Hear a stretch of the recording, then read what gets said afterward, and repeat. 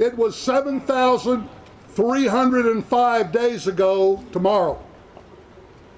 Yes, 7,305 days ago on Tuesday, September 11th, 2001.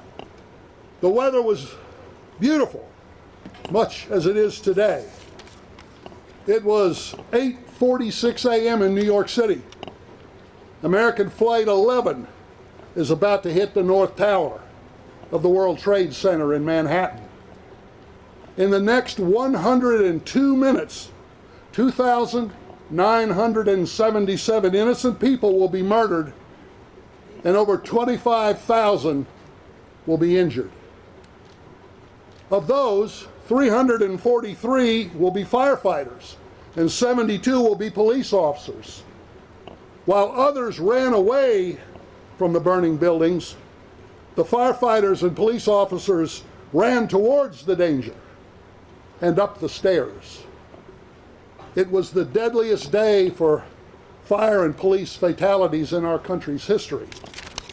And subsequent 20 years since 2001, close to 1 million military personnel have deployed overseas, and close to 15,000 soldiers, sailors, Marines, and airmen have been killed in the battle against terrorism.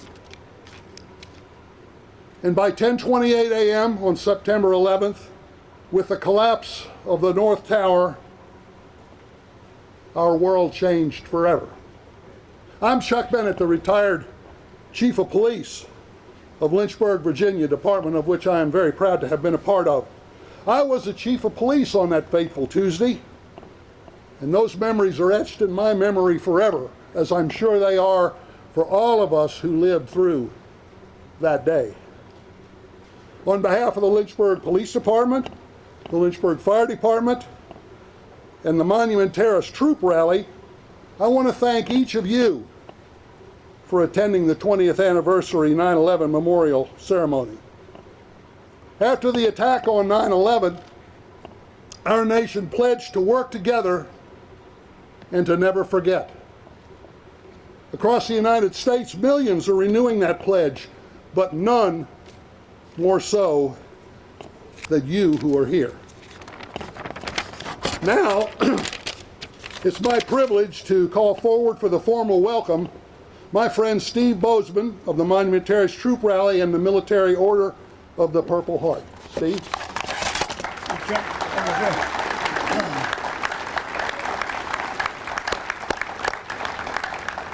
That sign, hoorah, Semper Fi, Marine.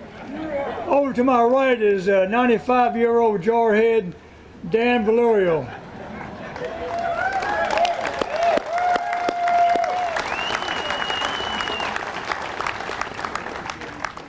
That sign behind me says it all, never forget. And when 9/11 hit, a couple of months later, when we started sending the bombing and the troops to Afghanistan, I said we need to start a troop rally down here, and we did. So on November 30th, 2001, on a Friday, we held our first our troop rally shortly after Afghanistan, and at that time we had no American casualties. As you see over there, there's 13 faces of those from Lynchburg area and who has ties to Lynchburg who were killed in Iraq and Afghanistan. So every Friday we display that sign and their names with their pictures and for their memory and sacrifice. One of those names is Colonel David Scales, and he's right there in front of the Soldier's Cross.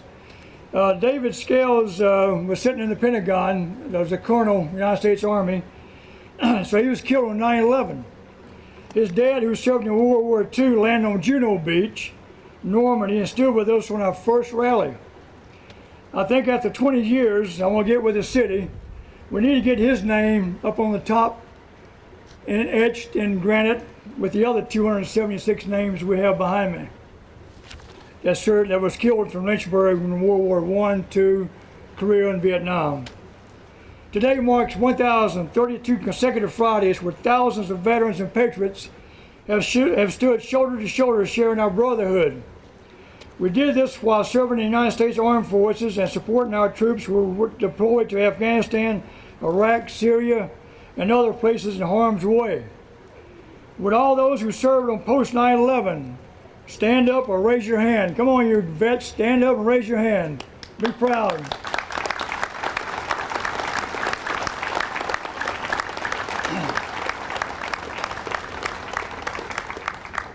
Thank you.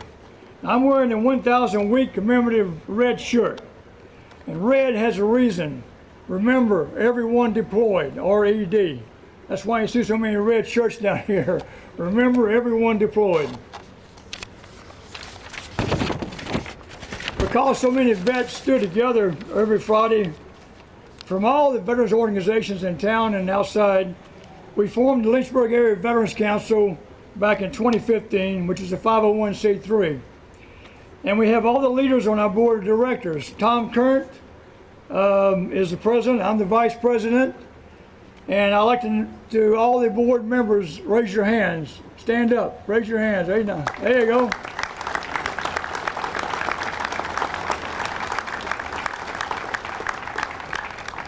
These vets are the movers and shakers. We're a nonprofit, 501c3. We have no salary. This all goes straight back to the community to help vets. And we get things done in our veterans community. Thanks to LAVC, for the first time in 89 years, we had our first Veterans Parade for 2 years. Could you imagine that? After World War II vets came back, they didn't have a Veterans Parade. Korean vets, no Veterans Parade. Vietnam vets, no Veterans Parade. But we had one thanks to Lynchburg Area Veterans Council. And also, we started focusing on homeless veterans in our community. And we have put out of the streets, underneath the underpasses and so forth, put these vets into apartments and shelter. And we have no homeless vets right now in the Lynchburg area. Hey, thank you.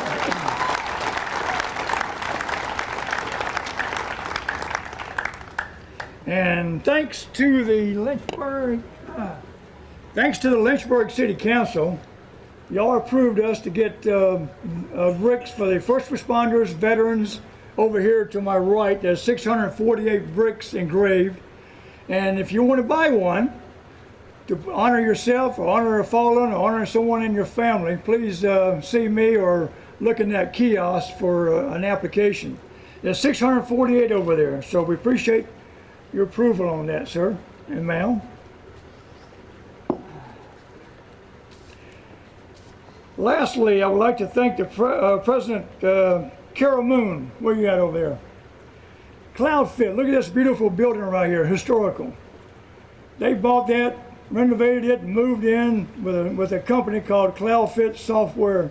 So every Friday over there, they got a table full of treats, coffee, and everything else, and water for us vets down here to help us man the heat, the cold, whatever. So every Friday, so we thank you, you and your staff.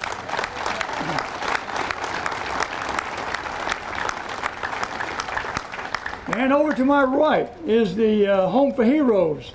At the last Friday of the month, they show up down here too, serving us water and refreshments and food and snacks. So by the way, if you do need a bottle of water, they got a bunch over there, so feel free to go get some. So thank you over there to them, Home for Heroes.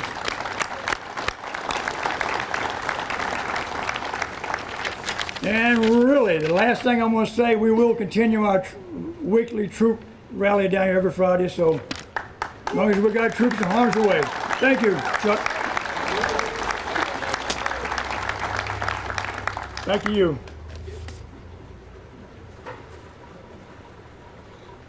Thank you, Steve. Now, if you would please rise, the Lynchburg Police Department Honor Guard will now present the nation's colors.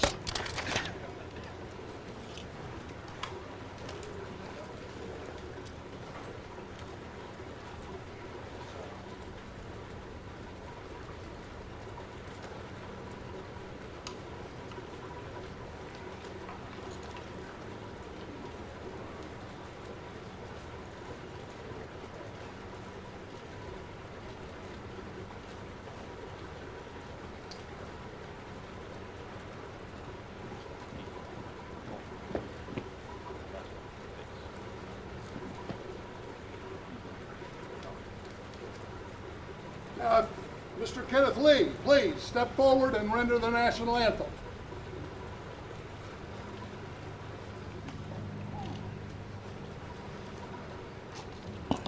I'd like to take a moment to remember all the men and women that passed away at 9/11. Let's take a moment to remember them.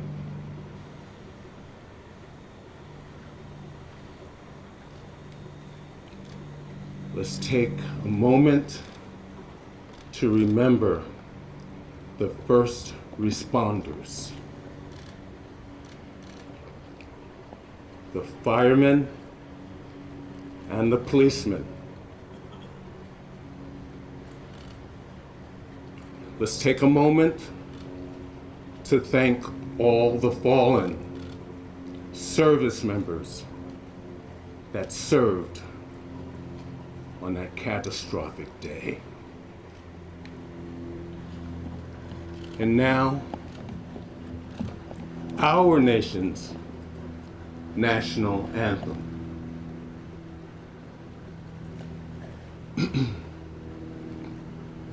Oh, say, can you see by the dawn's early light what so proudly we hail at the twilight's last gleaming, who brought stripes and bright stars through the perilous fight?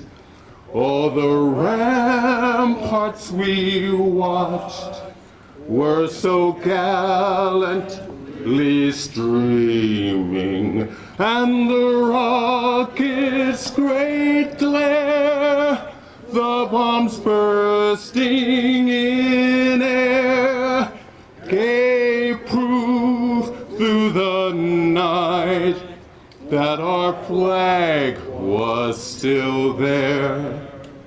Oh, say, does that star-spangled banner yet wave o'er the land and of the free,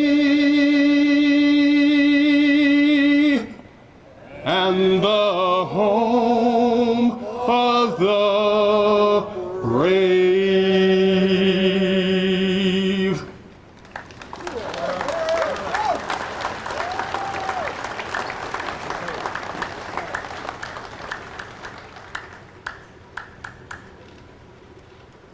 The Lynchburg Police Honor Guard will now post the colors.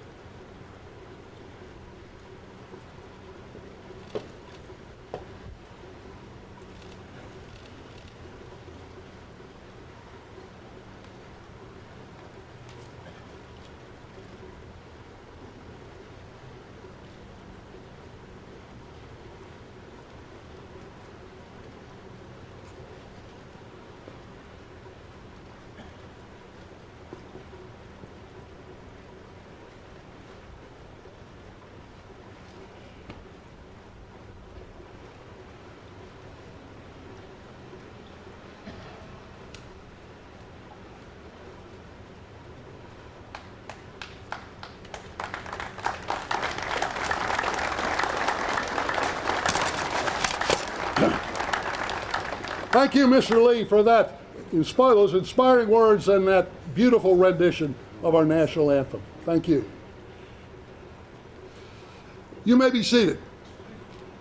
For those of you that have seats, the rest of you have to stand.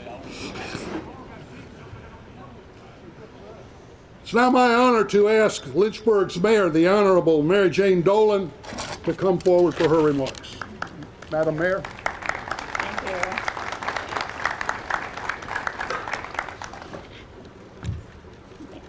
Good afternoon.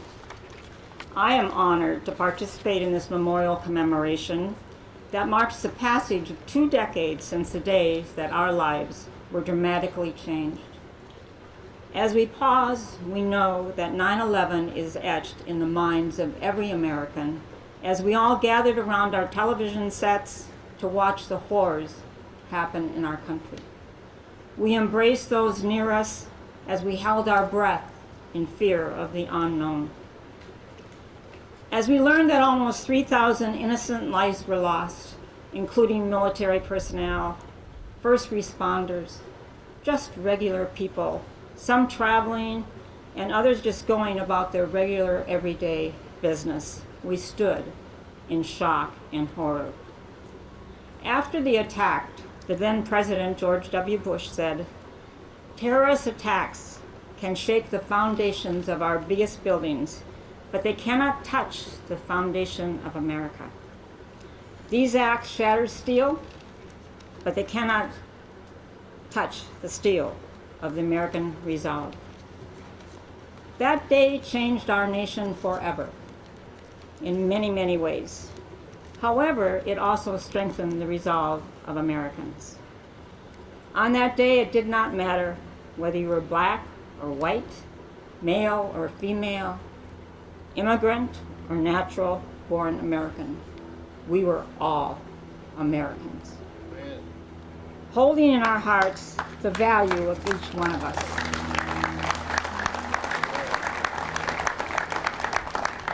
Today we honor the lives of those lost on 9/11, and we celebrate those who survived.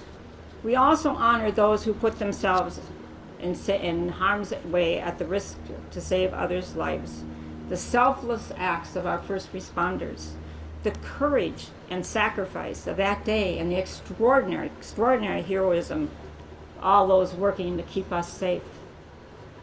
In reference to 9/11, former President Barack Obama said that even the smallest act of service, the simplest act of kindness, is a way to honor those we lost, a way to reclaim the spirit of unity that followed 9/11.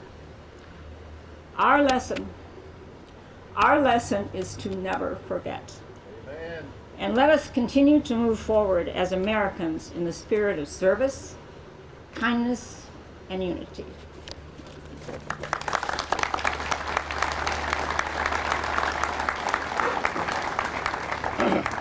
Thank you, Madam Mayor.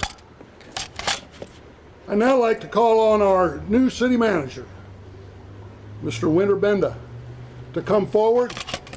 We're glad you're here with us in Lynchburg, and I think you can see why we're proud to call Lynchburg and Central Virginia home. Mr. Benda.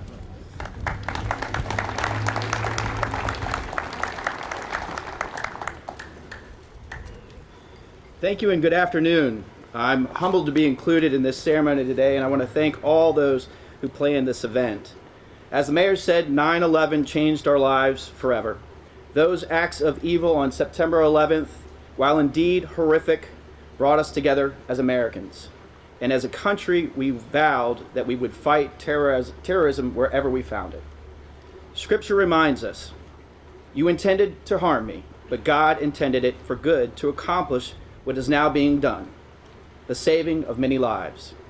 We can never forget the more than 2,700 individuals who died in the Twin Towers in New York, including the more than 400 police officers and firefighters, nor will we overlook the 184 individuals who perished at the Pentagon or the passengers of United Airlines Flight 93.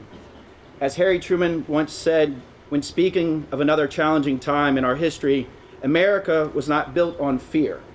America was built on courage, on imagination, and an unbeatable determination to do the job at hand. In those days and months that followed, we learned of the many stories of heroism, sacrifice, and courage, and though our spirit may have been dampened for a moment, we came together again strong and more determined than ever. As you may know, and as it's been said, I am new to Lynchburg. My office is right across the street. One particular thing that has stood out to me is that every Friday, promptly at noon, men and women, mostly veterans, gather here at the steps to honor those who serve and have served our country. They do this without fail, regardless of rain, heat, or cold. That, ladies and gentlemen, is indicative of the American spirit.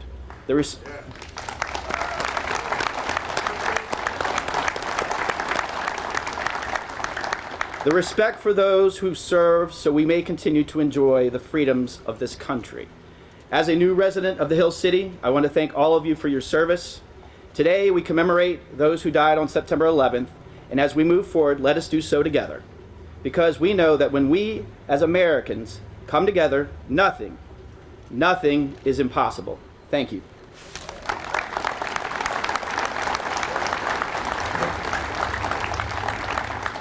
Thank you, Mr. Benda, and welcome again. Thank you. As you know, firefighters were one of the groups that suffered most on 9/11. It's now my honor to call my friend, Chief Greg Wormser of the Lynchburg Fire Department forward for his remarks. Greg?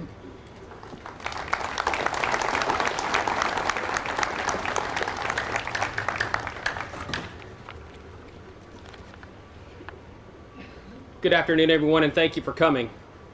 Before I begin, I'd like to recognize the group that put all of this together. If we could give them a big hand. They deserve a lot of praise for making today possible.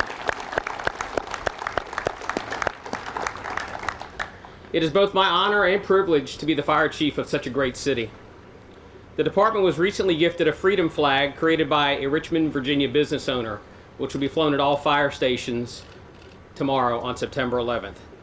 If you're not familiar with the freedom flag, this is the national symbol of remembrance of September 11th. This flag was provided by a citizen who is passionate about our first responders and the services that we all provide. This flag will then join all of the collection of commemorative memorabilia and items related to September 11th that are on display at Lynchburg Fire Department headquarters just a couple of blocks from here. We are here today to remember the lives of the lost on September 11th, 2001. There were so many heroes that gave selfishly of themselves that day. By the numbers, there were 2,350 civilians who died at the World Trade Center, 343 firefighters, 23 New York City police officers, 37 Port Authority police officers from around the region, 184 civilians on Flight 77 that crashed into the Pentagon, and 40 civilians on Flight 93 that crashed in Pennsylvania. The hundreds of brave men and women who responded to September 11th, 2001 to those terrorist attacks worked tirelessly throughout their career to place service above self, and rushed into harm's way without pause and without trepidation. These amazing men and women were front-facing, forward-focused first responders that were passionate about serving and dedicated to their craft.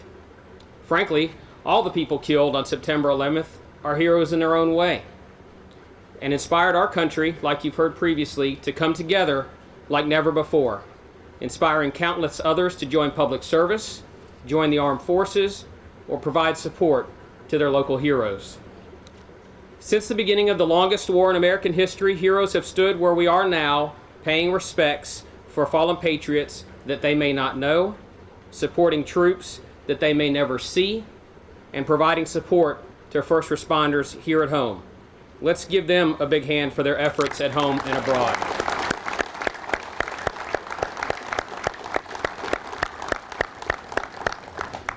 I cannot stand here today and describe to you what the families of the fallen must have gone through and go through every day, as I can never walk in their shoes. What I do know and understand is the concept of service above self. You see, that day were hundreds of civilians and first responders that embodied service above self, running into danger, helping to comfort a stranger, or preventing further disaster. This service above self is what is at the core of every first responder and every person who serves in the military. It is what drives them to run into harm's way and is a characteristic that we as public servants are born with. That is sharpened through training and experience. We all remember exactly what we were doing that day when tragedy struck, but I'm not going to tell you about my story. I'm going to tell you about somebody else's story. Recently at our firefighter recruit graduation last week, I talked about first responders on September 11th and how each of them were once recruits like the ones that we were graduating.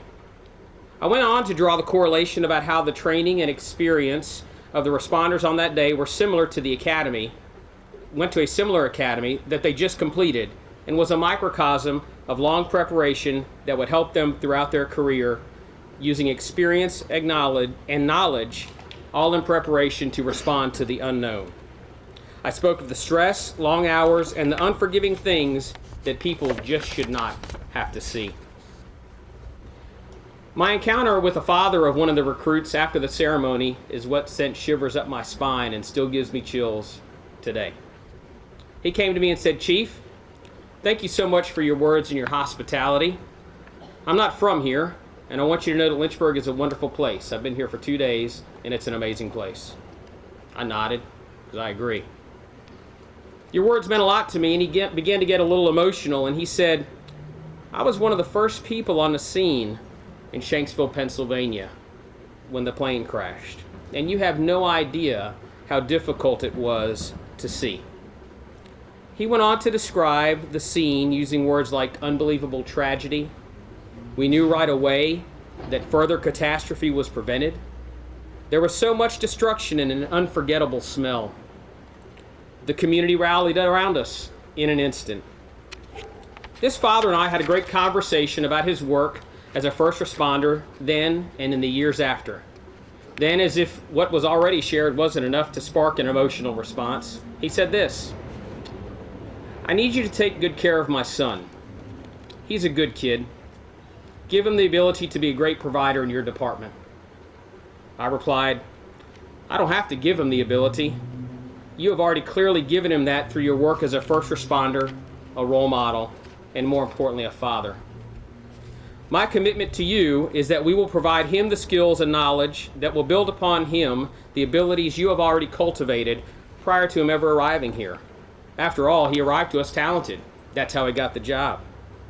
We will sharpen and refine those talents, and we will take care of each other, because that's what we've been sworn to do." I've had parents talk to me like this before. However, this really resonated with me. The first responders and civilians on September 11th also had the ability they needed in order to stop the third plane, save a life at the Pentagon or in New York. There were hundreds of first responders that came from their respective departments that had the ability to climb those stairs with all of their gear and were provided the knowledge and skills that they needed to be the best of the best as they put themselves in harm's way to save a stranger. These are the everyday heroes that don't wear capes but have superpowers like compassion, strength, courage, dedication, resiliency, and fortitude.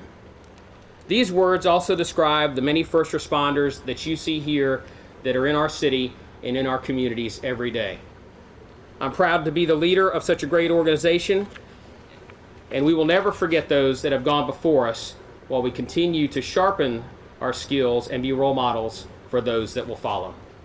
Thank you.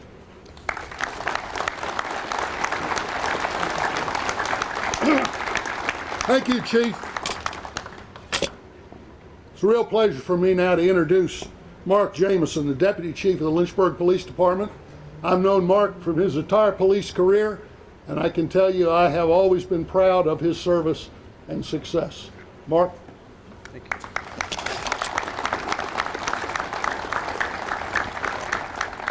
Thank you, Chief Bennett. My name is Mark Jamison. I'm a Deputy Chief at the Lynchburg Police Department, and I'm humbled to be here today on behalf of the men and women of the Lynchburg Police Department and Chief Ryan Zudema, who could not attend as he's out of state dealing with a family matter. I just want to offer some words of remembrance on this somber day. As you've heard already, everyone has a story of where they were or what they were doing on that Tuesday morning 20 years ago. I'm sure also here in the audience there's some young adults that were not born yet, but have seen the images and heard the stories of that tragic day. You've heard this. It's important for us to never forget. Never forget the acts of heroism that occurred on that day, including the police, fire, EMS, and other first responders who lost their lives saving others. And you've heard those numbers already. I think it's important to also look back and find the stories that you might not be aware of.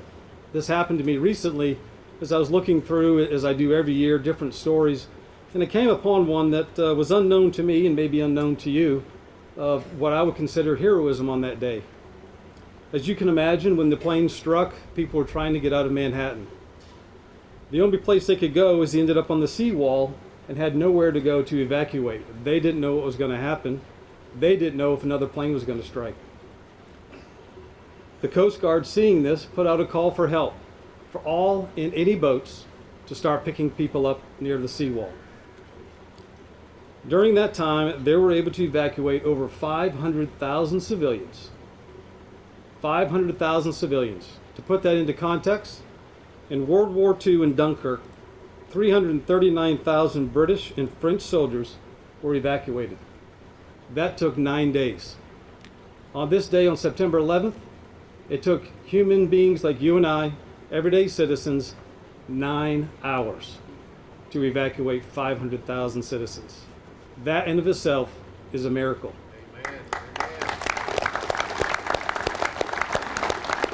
And as you can imagine, this is just one example of the heroism that occurred on that day, not just with first responders and military personnel. That's when America came together as one. This is also very personal for us here at the LPD. I'm sure you all have family, friends, or acquaintances that have been directly impacted by the events on that day. Our very own Lieutenant Brian Smith was a member of the New York City Fire Department on 9/11 and responded to assist.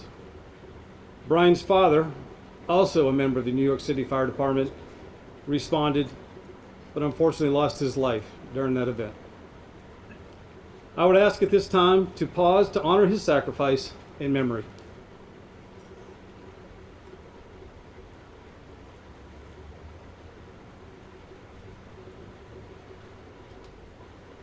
Thank you. It's just as important, though, that we remember the brave men and women of our armed forces that have fought the war on terrorism over the last 20 years in an effort to keep us safe and protect our freedoms at home.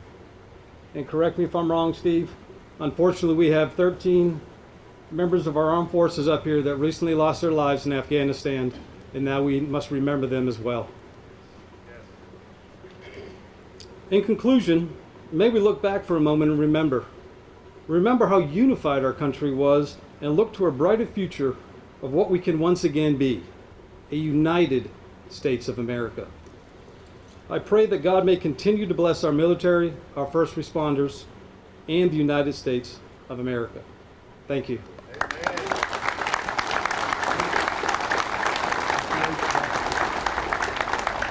Mark, what a great story about the... Never heard that in 20 years. What a great story. Thank you. Now, Mr. Brian Moore. Would you please come forward? Mr. Brian Moore is a proud veteran, and he has some remarks that I think we will be interested in hearing. Brian?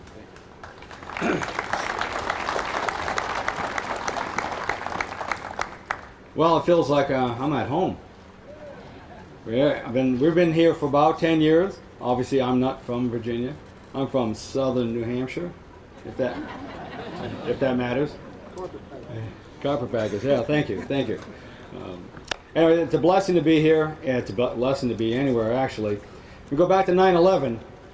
I was teaching high school history in New Hampshire, and somebody came into the room and said, hey, turn on the TVs. A plane just flew into the tower, and we've all heard a similar type of story like that. So I turned it on with my high school students sitting there, and the next plane came in, and I said, turn the TV off, and I said, all right, we've got a problem. There's something going on. So over the next few days, as the story unfolded, and I helped these students myself process, but also them as well, what has happened. And they came to the realization that we're at war. For the first time in their young lives, something dramatic has happened.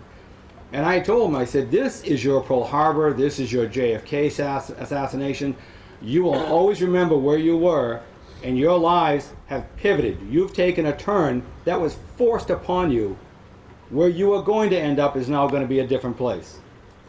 And it doesn't mean you can't succeed. It doesn't mean you don't go through life. It doesn't mean you don't live and love and have children, have families, but you are on a different track. Prior to that, I had joined the Army National Guard in New Hampshire, and I was in the Mountain Infantry Battalion. So by 2003, the New Hampshire National Guard was called up to go to Iraq. We arrived right behind the invasion, and so it was the Wild West. It was just, we had no supplies, no support. We just went out and made it happen. We did convoy escorts, and and it was a rough tour, but you know, God brought me through that, and a lot of good things happened, a lot of bad things happened. I came back from that tour, and let me back up a moment. While I'm doing that, my wife is home with 4 children, keeping the home fires burning and making all that happen. So, amen for her.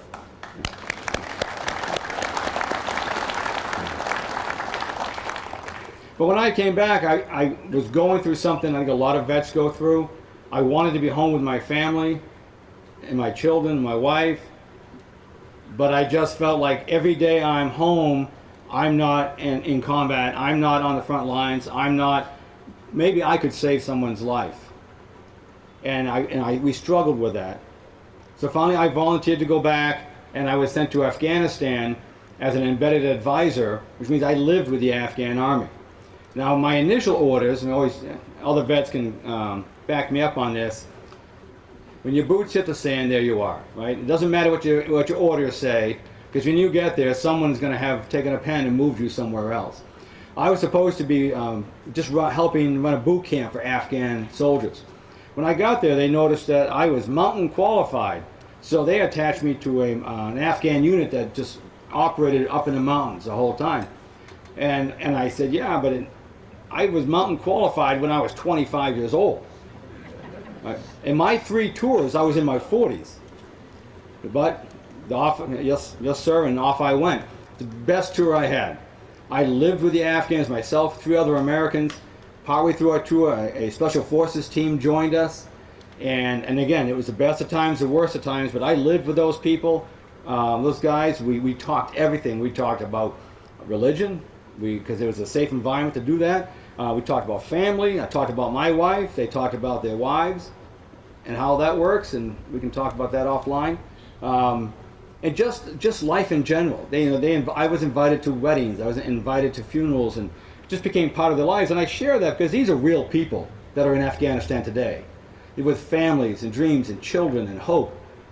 And also, a shout out to the Afghan army. At least the Afghan soldiers that I trained with, that I worked in missions with, these were warriors. These guys did not drop their guns and run away.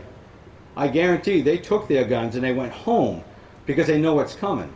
And they went home to defend their families as any one of us would do.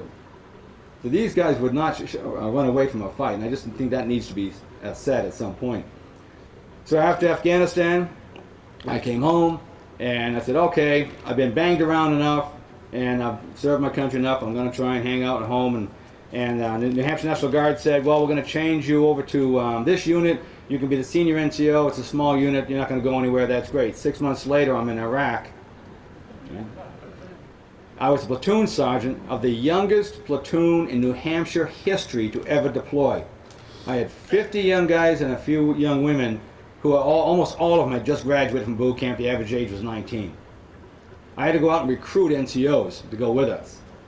And so we joined up with the North Carolina National Guard, and we went back to Baghdad. And I want to back up to what I said about 9/11 in my classroom, and I said how their lives would change. A student in my classroom on 9/11 in 2007 is a soldier in my platoon in Iraq. And he said, and I remember him saying, well, only in America can you go to war with your history teacher. And I said, yeah, and we joked about that, but I said, you know what? I said, that's because that's who we are. We are, that's what Americans do. Whether you're a doctor or a mechanic, even a teacher, or some teachers, whether you're a farmer, no matter what you are, you put your tools of your trade down and you pick up a gun, or you pick up whatever you need to defend your family, defend your country, and answer that call.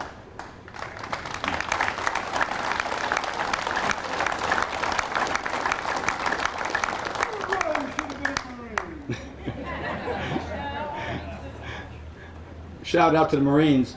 All the NCOs that I recruited were former active Marines. Right? That's right. So we got through that tour. Partway through that tour is when I got wounded. I was hit by a rocket explosion on our base, and get into how all that happened. But I suffered a lot of nerve damage, had my hip dislocated, I had a traumatic brain injury and other things. So the fact that I'm standing here talking and walking and know my name on most days is a pretty good day. I gotta tell my wife every morning I get up. Thank you.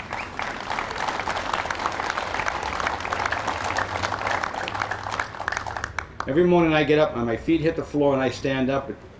It's a good day. Yeah, amen. And my wife just said amen. It's a good day, right? And we just take one day at a time as we move forward. And I just want to emphasize the fact that, again, this is who we are. This is who we are, right? It's not about, no offense, politicians, but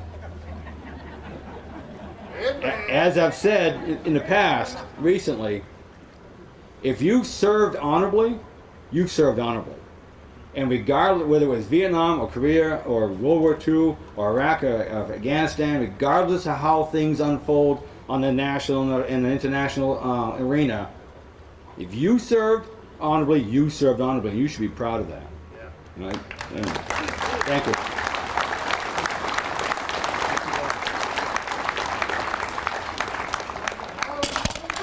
Thank you, Brian. Thank you for your service. It's interesting as you hear these stories because each one has a personal story. In my case, 9/11 led me in 2008 to be assigned with the U.S. Justice Department in Pakistan, where I worked with the levy force on the federally administered tribal area that bordered Afghanistan. And like Brian, very close relationships with many of those people. Believe me, those people are not terrorists. Those people were fighting for their freedom. They maybe have a different religion, they may look different than us, but their desire was the same. And those people are suffering today, and I would ask each of you, if you choose to pray for them because they're having a really, really tough time. Now, the Lynchburg Police Honor Guard will retire the colors. If you would please stand.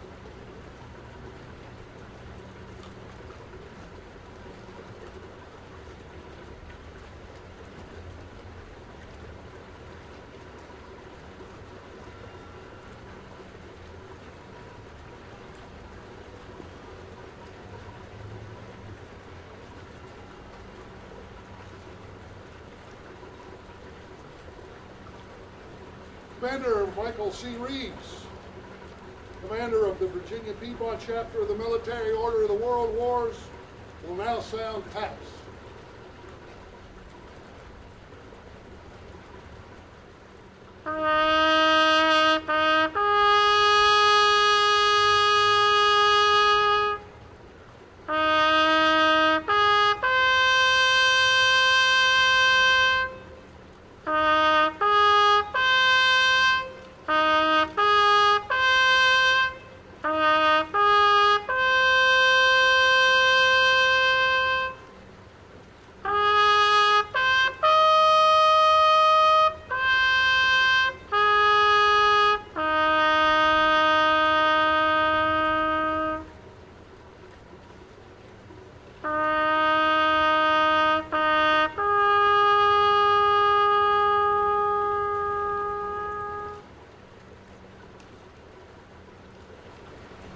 If we could concentrate just for a moment in silence on the meaning of this day.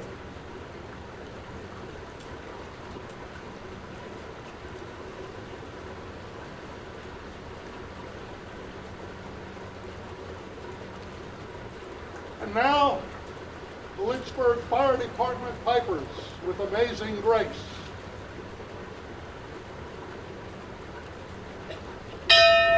Up. Sorry.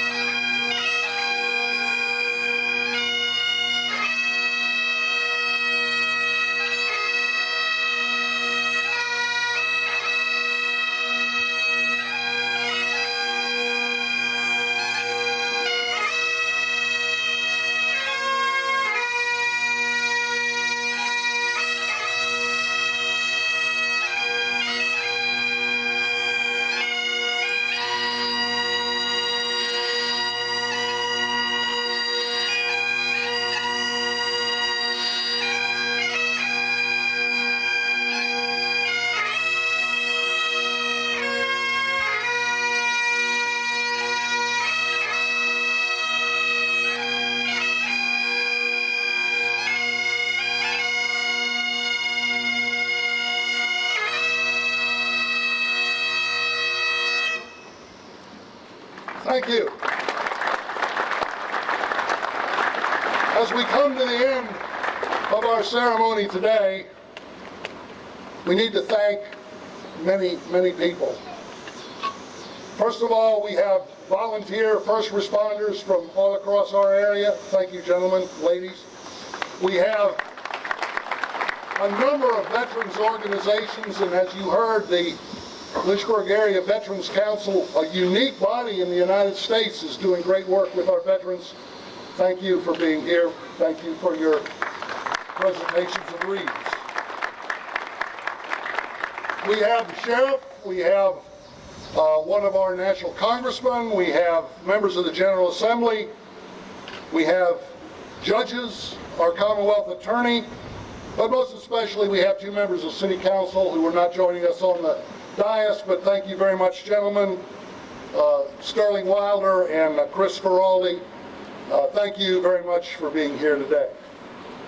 We also thank the Lynchburg Police Department, the Lynchburg Fire Department, the Monument Terrace Troop Rally, the Lynchburg Police Honor Guard, the Fire Department Pipers, Mr. Keith Lee, all of our distinguished speakers, Commander Mike Reeves for his rendition of Taps. Most especially, I want to thank Carrie Dungan. Where's Carrie? Thank you. She worked behind the scenes on this a lot. Thank you for your work. Don't forget that tomorrow is Patriot Day. There is a 8:30 ceremony at the Field of Honor. And with that, our meeting is concluded. This concludes the ceremony. Go in peace and fear no evil. God bless America.